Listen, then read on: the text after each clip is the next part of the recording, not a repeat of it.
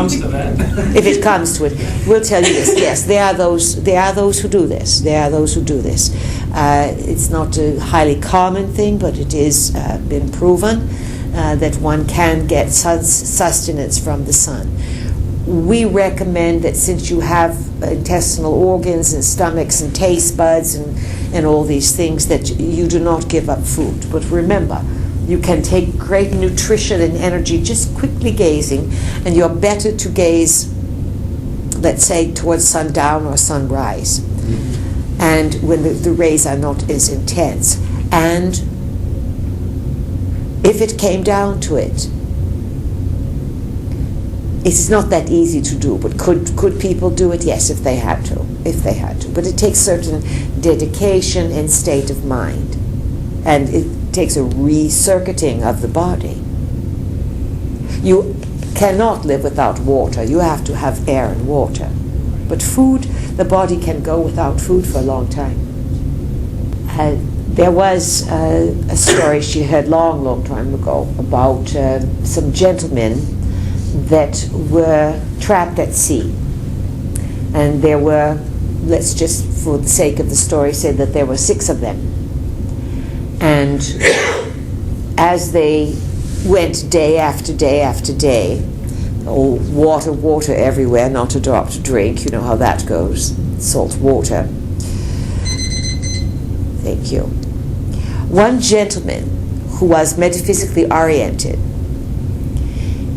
every day he ate breakfast, lunch, and dinner in his mind. And he imagined that his food was before him, and in front of his friends he would eat his porridge for breakfast, drink down his beverage. At lunch he would put something down and go through the motions and the chewing and the whole thing. And he was the one that survived. Gives you something to think about, yes? Power of the mind. Peace. Yes. I had a teacher when I studied food and health and healing and macrobiotics years ago, and he had actually,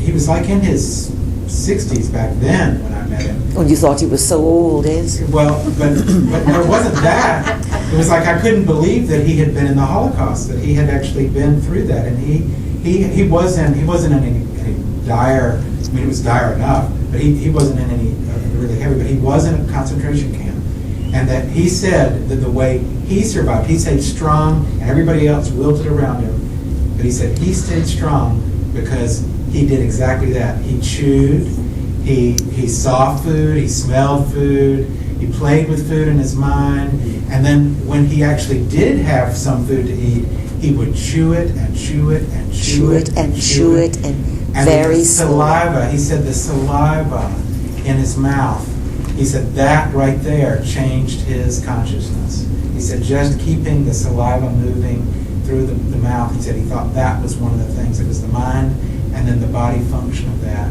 actually helped sustain him. Excellent story, George. Excellent. So chewing, we should all chew our food better. Slower. Yes. Chew many times, eat slower, and you will get more mileage per gallon on everything that is coming down. All right, so the beeper beeped, and we have a few minutes here. Our next class will be in early June, and by then, well, there'll be more rockings and rollings and more events to recapitulate. It is our intention that next time we meet with you, that you have personal victories to recapitulate, that you have personal stories of great achievement, that Joyce's garden grows beyond her imagining, that Elizabeth gets her inheritance, and that all things work out beyond perfectly, that Terry gets all her questions answered and all her dreams come true, and the same for all the rest of you. Danny, that you live to the highest of your capacity. Dave, George, and we don't know all the other names here, but you're all included. Do you understand? We'd like to hear your stories about how you are able to interact with the field of intelligence and how you are being enhanced, and how, as you are enhanced, you become calmer, that your perceptions open to a grander perspective. And by opening your perceptions, you have many more options. You begin to see much more. And you will ideally be of great assistance to your friends, family, your community, and those that you love. This is David again. Yes, David. In one of the channelings in the beginning, it was a really crowded room, and you guys said, wow, it's really crowded in here with all of you and all your guides with you. So are our guides with us in this room at the moment?